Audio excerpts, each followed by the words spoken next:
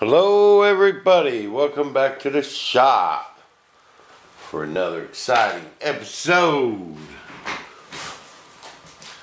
How to make a micro composite P-51. Okay, these are my same pieces of wood I used on the other side.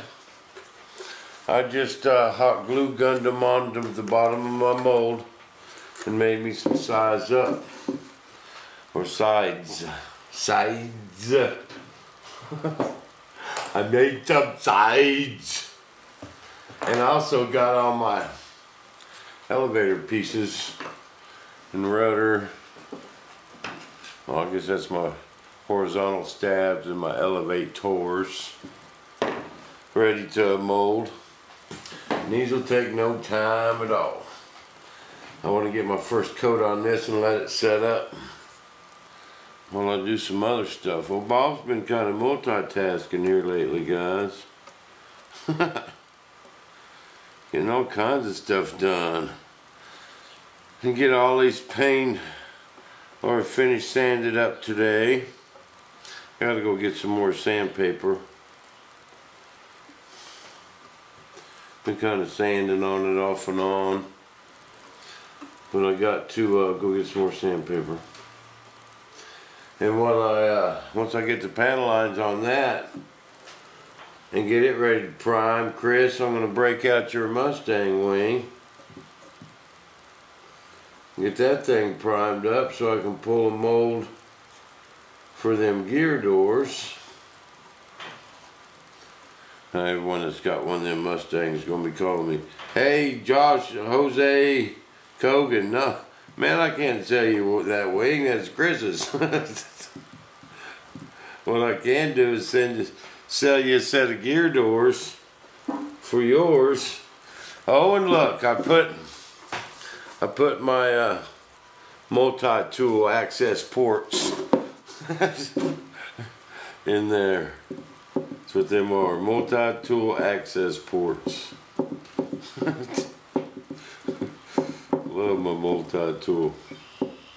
But this guy, on this first coat here, guys, just remember, man, you gotta keep it thin. Any cavities like this, you gotta just keep that so thin. And you can come back and put some more on it after it settles. You know, with this first coat, this first brush stroke, you don't try and cake it up. You want to get it just as thin as you can possibly get it and still have it cover.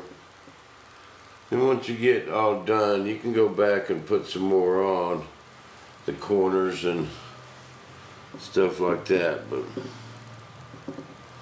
to start out, just go thin, man, thin to win.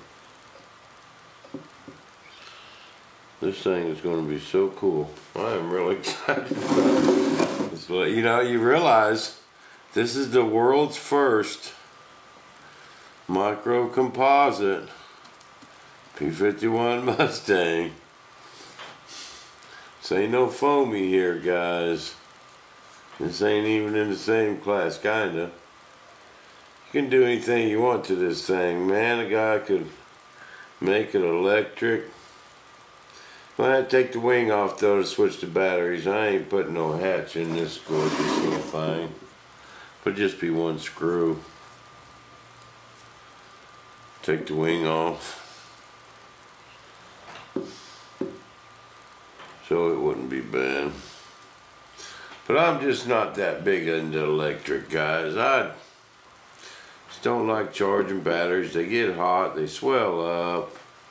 I'd rather just buy me some 049 fuel, because when I go flying, you know, this is for going over here to this little field for an hour before dark, you know, and getting 5-6 flights in. You know, I gotta land this thing, fill it up with fuel, and chuck it again. It's gonna be all carbon fiber. It's gonna be semi-tough too here, fellas. This ain't gonna be no super fragile foamy, you know.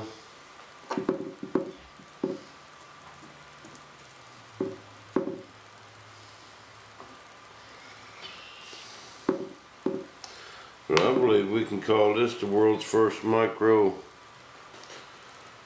composite P-51 Mustang. It's full composite. That's not a fiberglass fuselage and a foam wing. Or a build-up wing.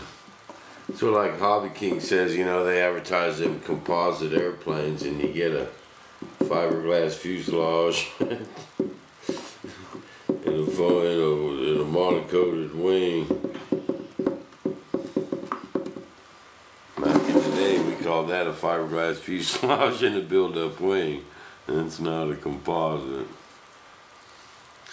Basically, you know, fiberglass can be called composite. Composite really just means a man-made structure. You know, they was making composite bow and arrows back in the caveman days. The time they took that sap and glued two pieces of wood together, that's composite, baby. You know. But what I consider composite is just an all man-made structure containing fiberglass, foam, and anything, any building material. You know, you could even use balsa for a core, but it's just not a rigid frame. The true composite airplane does not have a rigid conventional framework. You know what I mean? Don't have stringers and ribs and all the bulkheads. I'm just going to use some carbon toe for bulkheads in here. I'm going to wrap 2 or 3 places in the fuselage, put some extra carbon back here, and where the wing screws on and where the motor mount will be 2 layers of carbon. You know,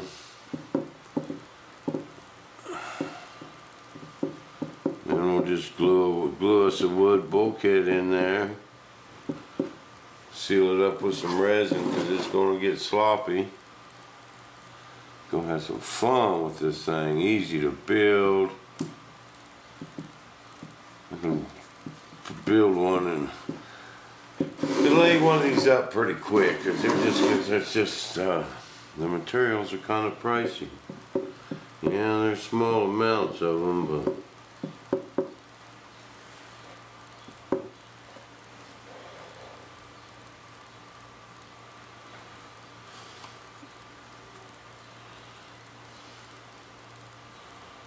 I'll go back and put a little bit in this void right here, see? But start at one end and let it creep, so we don't end up with no air bubbles. I don't want to have to go fix nothing. Ain't got time to fix nothing. Already multitasking myself a little too thin anyway. I got plenty of time on the Thunder Chief. All the engineering's done. Get it painted and install the radio gear, which has already been installed once, so we'll be alright, Ollie. We got plenty of time. We got plenty of time, old buddy Ollie. I'll get on it.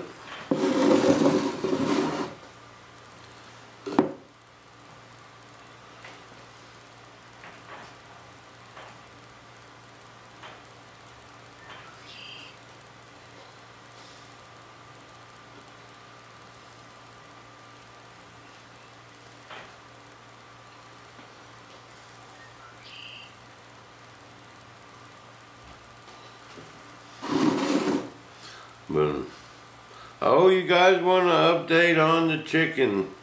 Vacuum infused chicken. It was delicious. That hot sauce just penetrated all into that chicken, but you know, it wasn't as hot as I thought they would be. They was really pretty good. It just kind of brought on a new flavor and it was all the way through the chicken. I'm gonna make it again. I can't claim all that. One of my boys that was teaching me or telling me about these vacuums told me to try a steak in it. So we're gonna try a steak next. Says they really make steak good. So we're gonna give that its day in court too, baby. But I'm gonna say the chicken on the 1 to 10 was up there with the best wings I ever had. It just had a really good flavor. It wasn't just dipped in a sauce, you know. It's pretty good. So I got that. Hang on, Amazon was the best price, cheaper than eBay. Guys, Amazon. I bet if you put some ribs in that bad boy, oh yeah, some spare ribs.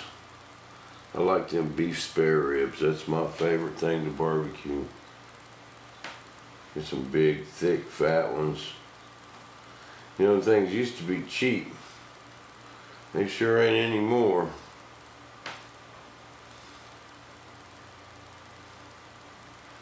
Here's another place we want to be real careful not to get no air bubbles. Just gonna put some in there and let it run. Back in that counterbalance point up on that vertical stab. There we go. Just gonna let it flow in there. Swirling up no air bubble, baby. We don't want no air bubble. Okay, well, we still got plenty enough to get our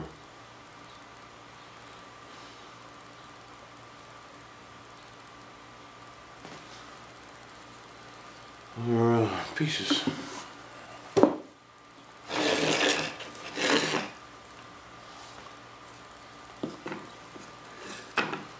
I'm gonna let all these pieces kind of cool out. I'll just let them sit till morning and do some sanding tonight.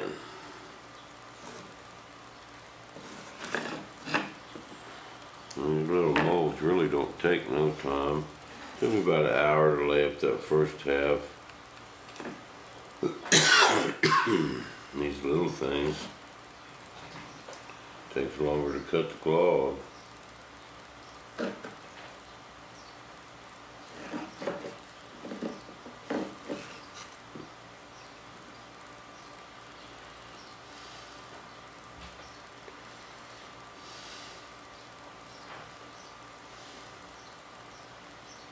Just gotta kind of work these edges, man. That resin nice and thin. You don't have no air bubbles. You don't want to build it up. Try and build it up. That's what that thin cloth's for. So it'll make that curve right there without no buildup. Because the closer we get cloth to the surface of this surface coat, the better our edges will come out. They won't chip as easy. So we gotta get our cloth super close. And you know, we gotta start out with the thin cloth because it goes in the corners. Now if you had a big buildup of this, you wouldn't be so worried about the corners because you'd have a nice big radius, but they will chip out, baby. They need that fiberglass in there to hold them. Hold it all together. That's the composite structure. And just like the difference between reinforced concrete and non-reinforced concrete. Same thing.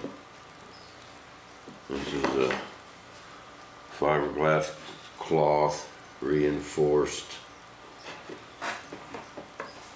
fiberglass resin or epoxy resin mold. If you want to get technical.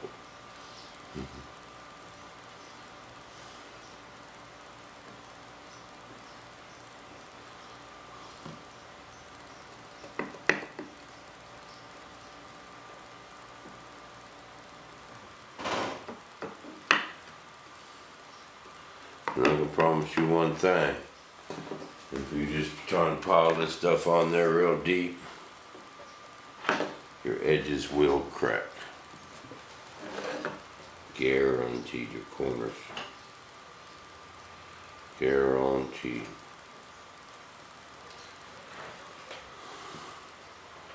Then you know they might not on the first pull, might not on the second. You know, they might do it when you demold it the first time. You know, might do it when you demold it from the plug.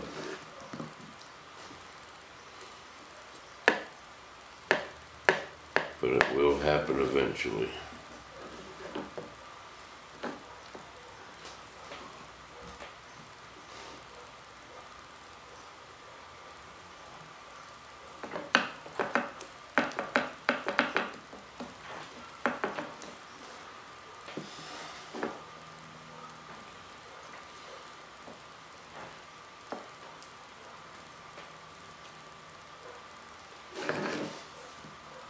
This is the last of my pieces, guys. This is all I have to mold. These little pieces right here. You know, I found spinners on eBay that go on the front of these 049s. Perfect size. Perfect size spinners. And it's the only spinner they make. And it just happens to be the perfect size. Now that is fate right there, baby. It's been waiting on me for years. You know, I really believe in fate. And I believe I belong on YouTube. Just from how I ended up here, guys. It was a funny road.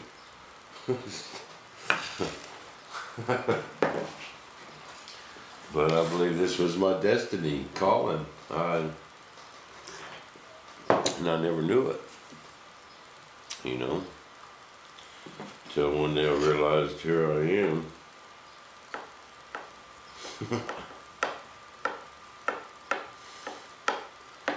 Got the whole world watching me build model airplanes.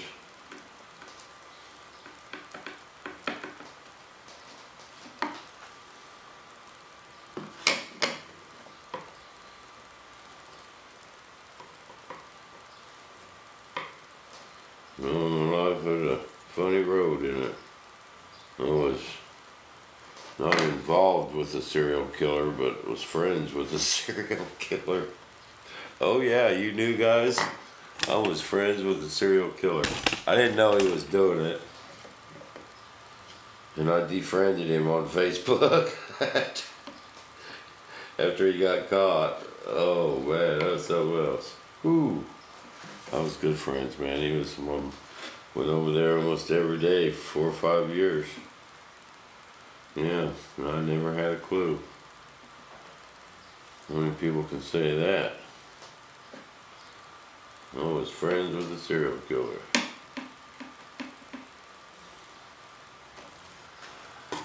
Okay, now I just gotta burn the rest of this up. I know the perfect spot I want to do it.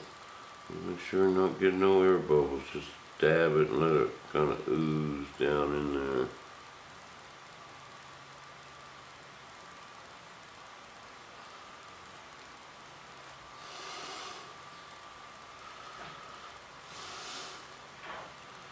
Yeah, it was pretty wild, man. Friends with a serial killer.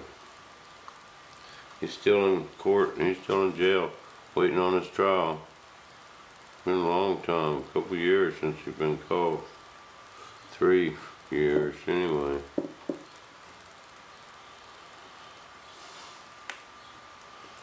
Cops called me down and interviewed me. They was watching it for a long time. Man, I never had a clue, guys. I never had a clue. You know, I knew it was kind of strange over there sometimes, but I don't. You just never know. Guy's actually been wanted for years in Texas.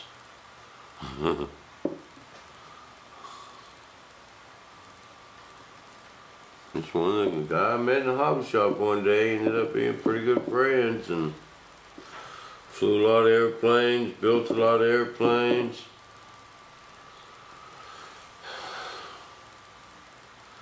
You just never know.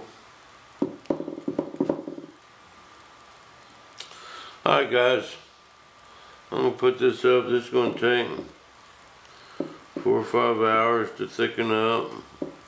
Meantime, I'm going to go get me some sandpaper and get busy.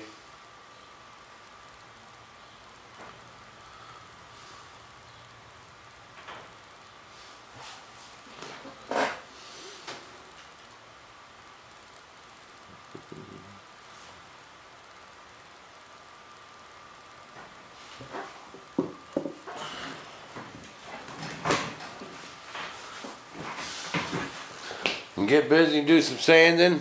Till then, guys, we'll see you back in the